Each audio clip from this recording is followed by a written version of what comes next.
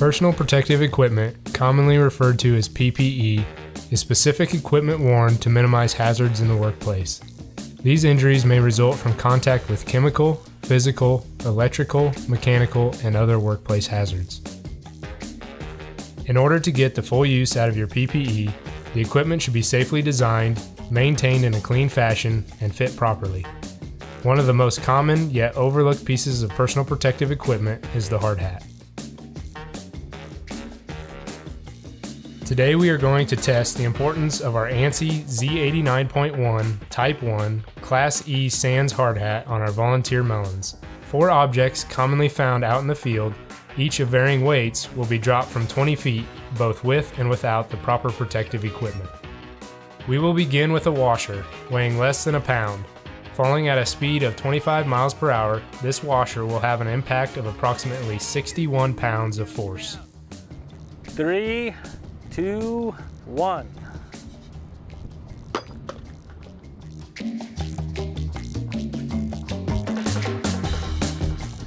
As you can see, Mel made it out safe. Now without the hard hat. 3, 2, 1. Oh, gross. That was a legit washer too, huh? With this light little washer, Mel's not feeling too good after that one.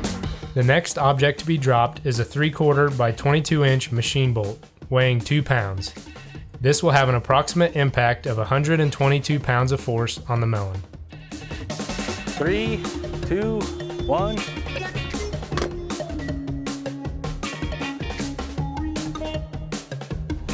A little scratch, a little nicks from the thread. Pretty unscathed under the net. Now without the Sands hard hat. 3, 2, 1. Oof. Not a good day. That baby went all the way through. I got hit by a 1 bolt once, right on my collarbone point. It was bad. So the bolt without the hard hat went all the way to the melon or the head. It's gonna be tough to let this one go, guys. Next, a 3.5 pound hoist handle will be dropped, creating up to 213 pounds of impact on our unsuspecting melon. 3, 2, 1. Skimmed a little bit. Still survived. Scuffed up her forehead a little bit, but you're gonna get that. That's not too bad though. Again, but this time without our hard hat. 3, 2, 1. That hoist handle didn't do Sweetie no good. I think she's allergic. It went through above the right eye, all the way through, and it probably would have poked all the way through, but it hit the collar there. Some Humpty Dumpty stuff right there. The final object is a pull-top pin with insulator installed, weighing approximately 8 pounds. This should create up to 488 pounds of force.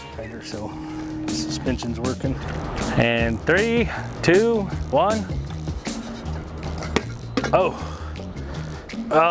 that makes my neck hurt. It was a direct hit right on the top. All we have is one little mark on a rib. It was hard enough that collar pushed on the bottom. Everything looks good. And finally, without our hard hat. Okay, and 3, 2, 1. Oh, man. I'm gonna eat that. It stopped on the collar. It probably would have went all the way through. That's impressive. That'll make you believe we're in a hard hat. You want some watermelon? No. Why not? The effects of a hard hat are obvious, but one's personal protective equipment should be the last line of defense. Safety requirements may seem inconvenient at the time, but in the end, it could save your melon. Don't forget the importance of your PPE. It's important that you inspect all of your PPE regularly, including your hard hats. This is especially true if you were to receive a blow to the head, if some external object impacted your head, or the hard hat came off your head due to wind or it fell off the head. So to do this, just visibly look at the outer shell.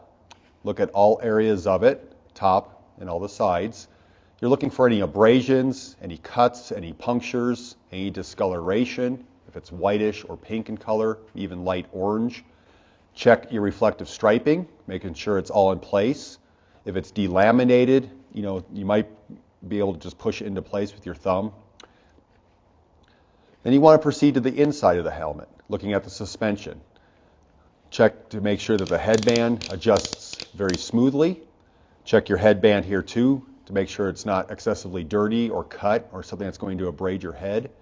Look at the suspension straps, making sure that they are not cut or have abrasions or frays in them. At the same time, make sure your suspension is secure in your helmet, checking all the connection points here. When you're inspecting the hard hat, pay particular attention to the brim of the hard hat. That's where you're going to find the date of manufacture. Now, it's required that all shells of hard hats be replaced at no later than 5-year intervals. So if I look at the date here, this says July 2013, meaning I have until July 2018. Now, of course, if this was to have any other physical damage, you would want to replace that as needed. But devoid of any physical or visible damage, any discoloration, you're going to want to then replace this of July 2013 or 5 years. Suspensions are a little bit different. You want to replace those annually. And that's under regular use, which is defined as 8-hour days, 40-hour work weeks.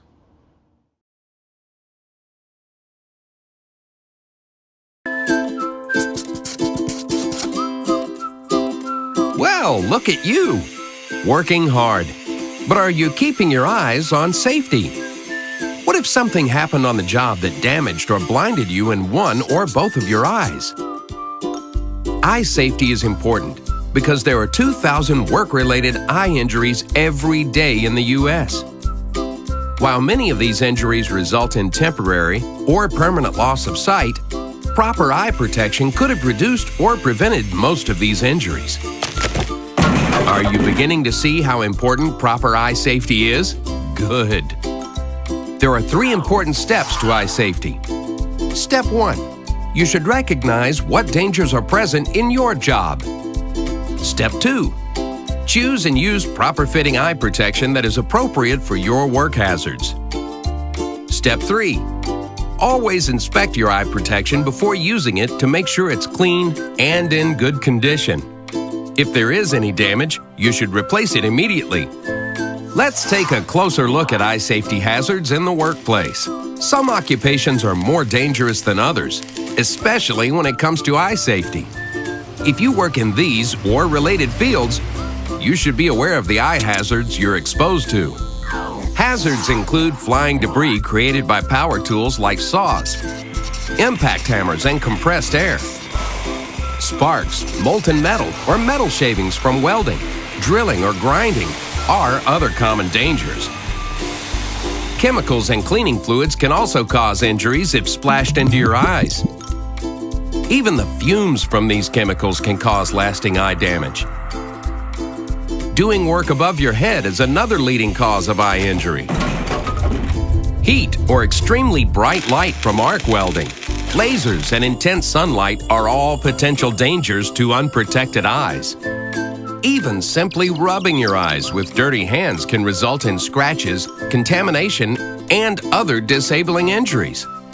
Now that you know what hazards to watch for, you should choose the proper protection for the specific hazards you face. The most common protection is provided by certified safety glasses. While these may often look like regular prescription or sunglasses, they're not.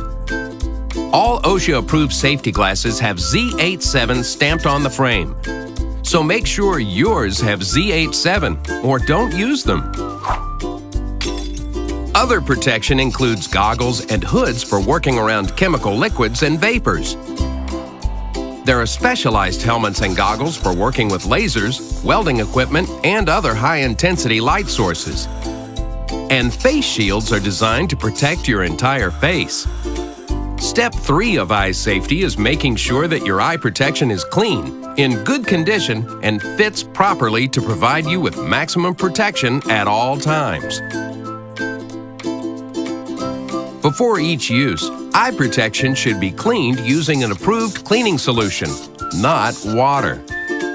While cleaning, Look for damage like cracks, chips, or pitted lenses, and make sure any retention strap is able to keep the eye protection securely on your head. And there you have the 3 steps to eye safety. 1. Know what potential eye dangers are on your job. 2. Use properly fitting eye protection that is appropriate for your situation. And 3. Inspect your eye protection to make sure it's clean, in good condition, and fits properly.